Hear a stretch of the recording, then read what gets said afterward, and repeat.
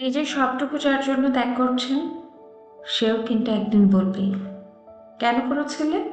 আমি কি করতে বলেছিলাম?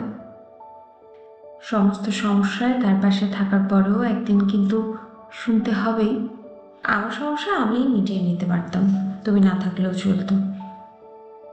তার সমস্ত হারিয়ে যাওয়া সম্পর্ককে চেষ্টা করে তার কাছে ফিরিয়ে দেওয়ার পরও কিন্তু আচমকা সে বলবে আপনিই নাকি তাকে একা করে দিতে চান।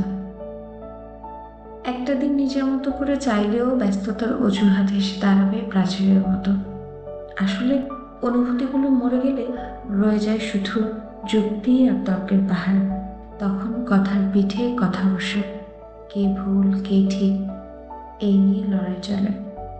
কারণ সেই বিশেষ অনুভূতিগুলো তখন মৃত। তাই যার জন্য নিজের সবটুকু ছাড়ছেন সেও একদিন বলবে স্বার্থপর। সেটা বুঝে নিয়েই ত্যাগ করুন, কষ্ট কম পাবেন। কারণ আমি মুখে যতই বলি এক্সপেকটেশন রাখি না, আসলে ভিতরে ভিতরে কিছু চাওয়া তো রয়েই যায়। একটা একলা সন্ধে, একটা নিশ্চিন্ত বিকেল, হয়তো তখনও চেয়েই যাই মনে মনে।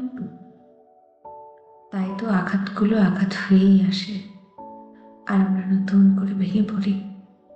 তাই তো মনকে বারংবার বলি চলো, জটিল হয়ে যায়। কিন্তু অবাধ্য মন তবুও আশা করতে ছাড়ে না।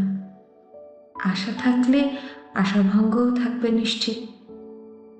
জীবনটা ঠিক পাহাড়ের বাঁকের মতো, অসম্ভব রহস্যময়।